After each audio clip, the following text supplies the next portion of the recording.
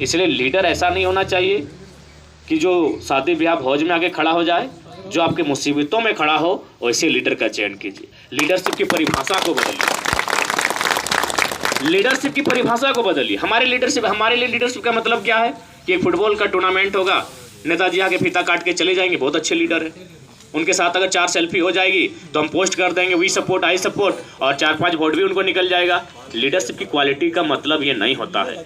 Leader हमारे गांव आए हम खुश हो गए, लीडर हमारा गांव आए चाहे नहीं आए, उसकी योजना हमारे गांव आनी चाहिए, उसकी सड़क की योजना, उसकी बिजली की योजना, उसकी पानी की योजना, वो योजना हमारे गांव में आती है कि नहीं, ये मैटर करता है। लीडर रहे दिल्ली में बैठ के हमको does not matter, leader Ranchi में बैठ के रहे डज नॉट मैटर, हमें उसका चेहरा देखना भी नहीं है, उसकी योजना हमारे गाँव आती है कि नहीं, ये में इम्पोर्टेंट है।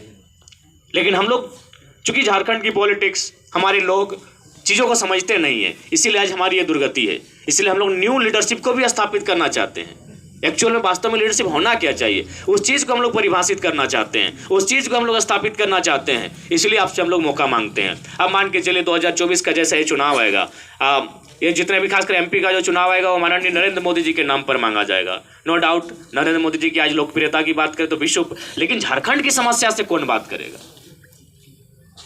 आज झारखंड की समस्या पर कौन बात करेगा? कौन हमारी पीड़ा को दिल्ली के उस पटल पे जाके रखेगा? बताइए, आप ही बताइए, यहाँ कितने लोग ऐसे हैं जो अपनी बेटी का विवाह ससुर जी के देखकर करेंगे? कोई है ऐसे यहाँ कि आप अपनी बेटी का शादी उनके ससुर जी के क्रियाकलापों को देख के करेंगे? दामाद को देख के ही करेंगे ना, कि हमारी दामाद की क्या क्वालिटी है, उसका क्या क्वालिफिकेशन है, उसका क्या अर्निंग है, उसकी क्या लर्निंग है। बताइए कितने लोग हैं जो ससुर जी को देखकर अपनी बेटी का कन्यादान करेंगे? एक भी लोग हैं? अगर हैं तो अच्छी बात है। यानी हम मैक्सिमम लोग हैं जो ससुर जी को देख के नहीं, दामाद जी को देखकर बेटी का दान कन्यादान करेंगे, तो फिर नरेंद्र मोदी जी को देखकर संसद का चुनाव क्यों करेंगे? उससे एमपी कोई मजाक का चीज है क्या?